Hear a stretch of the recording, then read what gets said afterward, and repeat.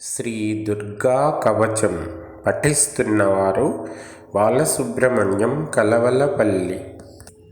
మార్కండేయ ఉవాచ యద్గుహ్యం పరమం లోకే సర్వరక్షాకరం నృణాం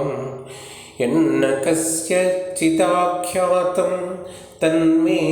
బ్రూహి పితామహ. బ్రహ్మోవాచ అస్తి గుహ్యతమం విప్ర సర్వభూతోపకారకం దేవ్యాస్తు కవచం పుణ్యం తచ్ఛృణుష్వ మహాముని. ప్రథమం శైలపుత్రీతి ద్వితీయం బ్రహ్మచారిణి తృతీయం చంద్రఘంటేతి కూష్మాండేతి చతుర్థకం పంచమం స్కందమాతేతి షష్టం కాత్యాయనీతి చ సప్తమం కాళరాత్రిశ్చ మహాగౌరీతి చ అష్టమం నవమం సిద్ధిదా ప్రోక్తా నవదుర్గాః ప్రకీర్తితాః. ఉక్తాన్యేతాని నామాని బ్రహ్మణైవ మహాత్మనా అగ్నినా దహ్యమానస్తు శత్రుమధ్యే గతో రణే. విషమే దుర్గమే చైవ భయార్తా శరణం గతాః న తేషాం జాయతే కించిదశుభం రణసంకటే. నాపదం తస్య పశ్యామి శోకదుఃఖభయం నహి యైస్తు భక్త్యా స్మృతా నూనం తేషాం సిద్ధిః ప్రజాయతే. ప్రేతసంస్థాతు చాముండా వారాహి మహిషాసనా ఐంద్రీ గజసమారూఢా వైష్ణవీ గరుడాసనా మహేశ్వరీ వృషారూఢా కౌమారీ గరుడాసనా బ్రాహ్మీ హంససమారూఢా సర్వాభరణభూషితా లక్ష్మీ పద్మాసనా దేవీ పద్మహస్తా హరిప్రియా శ్వేతరూపధరా దేవీ ఈశ్వరీ వృషవాహనా. ఇచ్చేతా మాతరః సర్వాః సర్వయోగసమన్వితాః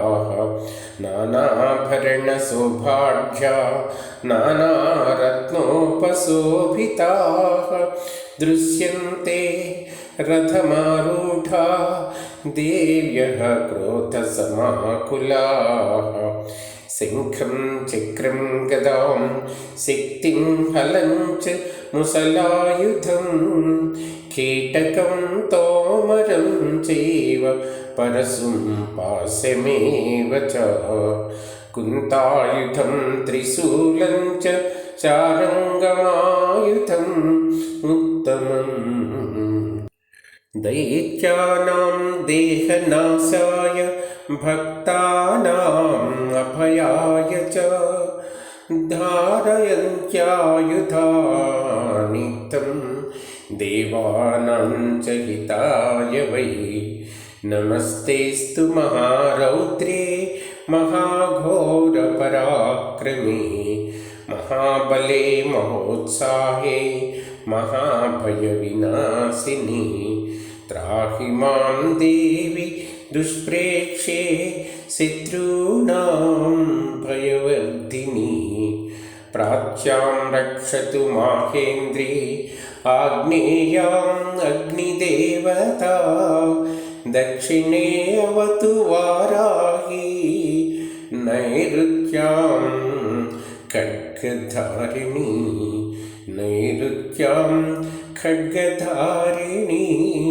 ప్రతీచ్యాం వారుణీ రక్షే వాయవ్యాం మృగవాహిని. ఉదీచ్యాం పాతు కౌబేరీ ఈశాన్యాం శూలిధారిణి. ऊर्ध्वं ब्रह्माणि मे रक्ष रक्षेत् अधस्ता वैष्णवी तथा एवं दश दिशो रक्षेत् चामुण्डा सेववाहना जया मे च अग्रतः पातु विजया पातु पृष्ठतः अजिता वामपार्श्वे तु दक्षिणे च अपराजिता शिखां मे ज्योतिनी रक्षेत् उमामूर्ध्नि व्यवस्थिता मालाधरी ललाटे च भ्रुवौ रक्षेत् यशस्विनी त्रिनेत्रा च भ्रुवोर्मध्ये यमघण्टा च नासिके सिंहिनी चक्षुषोर्मध्ये श्रोत्रयोः द्वारवासिनी कपोलौ कालिका रक्षेत् कर्णमूले तु शाङ्करी नासिकायां सुगन्धा च उत्तरोष्ठे च चर्चिका अधरे च अमृतकला जिह्वायां च सरस्वती दन्तान् रक्षतु कौमारी कण्ठदेशे तु चण्डिका घण्टिकां चित्रघण्टा च महामाया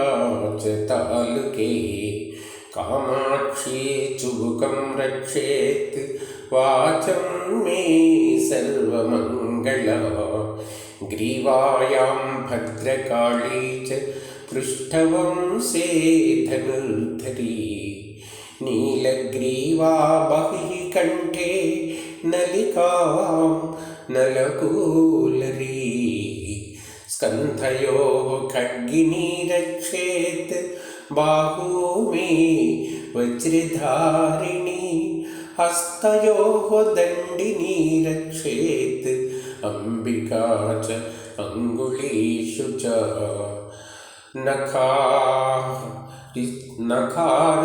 नखारिशूलेश्वरी रक्षेत् कुक्षौ रक्षेन्नलेश्वरी स्तनौ रक्षेन्महादेवी मनः शोकविनाशिनी हृदये ललिता देवी उदरे शूलधारिणी नाभौ च कामिनी रक्षेत् गुह्यं गुह्येश्वरी तथा कट्यां भगवती रक्षेत् जानुनी विन्ध्यवासिनी पूतना कामिका मेढ्रं गुदे महिषवाहिनी जिह्वे महाबला रक्षेत् सर्वकामप्रदायिनी गुल्फयोः नारसिंही च पादपृष्ठे अमितौजसी पादाङ्गुलेषु रक्षेत् श्रीपादाधस्थलवासिनी नखान् दंष्टाकराळी च केशान् चैव ऊर्ध्वकेशिनी रोमकूपेषु कौमारी त्वचं वागीश्वरी तथा रक्तमज्जावसा मांसा अस्तिमेधांसि पार्वती अन्त्राणि कालरात्रिश्च पित्तं च मुकुटेश्वरी पद्मावती पद्मकोशे कफे चूडामणिस्तथा ज्वालामुखी नखज्वला मखेख्या सर्वसन्धिषु शुक्रं ब्रह्माणि मे रक्षेत् छायां चित्रेश्वरी तथा अहङ्कारं मनोबुद्धिं रक्षेन्मे धर्मचारिणी प्राणापानौ तथा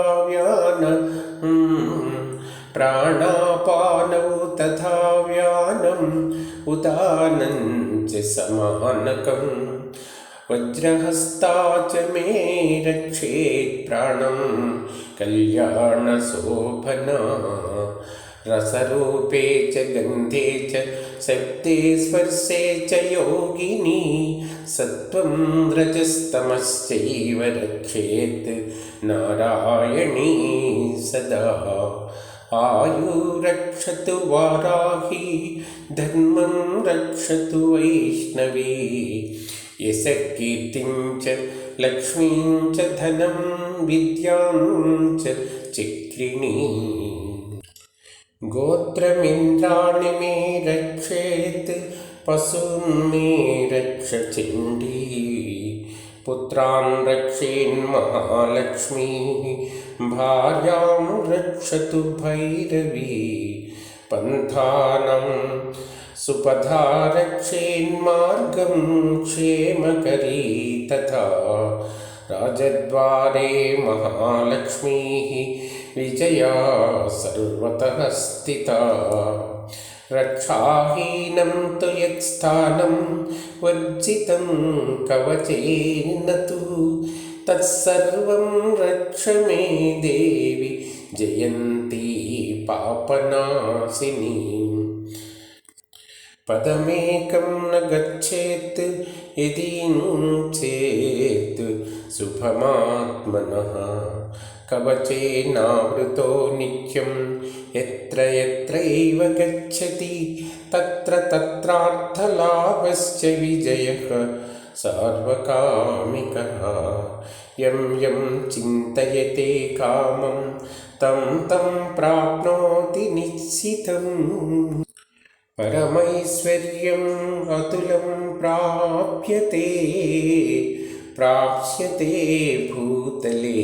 पुमान् निर्भयो जायते मध्यः संग्रामेषु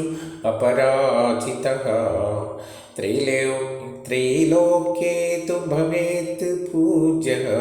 कवचे वृतः पुमान् इदं तु देव्याः कवचं देवानामपि दुर्लभम् यः पठेत् प्रातरुत्थाय त्रिसन्ध्यं श्रद्धयान्वितः देवी कला भवेत् तस्य त्रैलोक्येषु अपराजितः जीवेत् वर्षशतं साग्रम् अपमृत्यु विवर्जितः नश्यन्ति व्याधयः सर्वे लुता विस्फोटकादयः स्थावरं जङ्गमं चापि कृत्रिमं चापि यद्विषम् अभिचाराणि सर्वाणि मन्त्रयन्त्राणि भूतले भूचराः केचराश्चैव जलजासोपदेशिकाः सहजाः कुलजा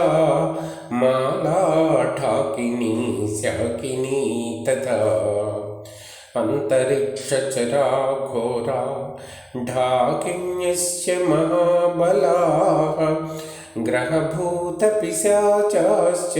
यक्षगन्धर्वराक्षसाः ब्रह्मराक्षसभेताळाः कूष्माण्डाः भैरवादयः नश्यन्ति दशनात् तस्य कवचे हृदि संस्थिते मानोन्नतिः भवेत् राज्ञः तेजोरुद्धिकरं परम् यशसा वर्धते सोऽपि कीर्तिमण्डितभूतले जपेत् सप्तशतीं चण्डीं कृत्वा तु कवचं पुरा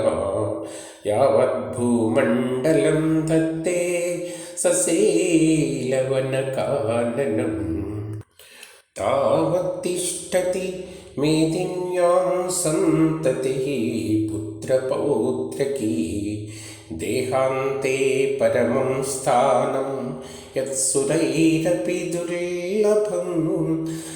प्राप्नोति पुरुषो नित्यं महामाया प्रसादतः लभते परमं रूपं शिवेन सह मोदते इति वराहपुराणे हरिहरब्रह्मविरचितं दैव्याः कवचं।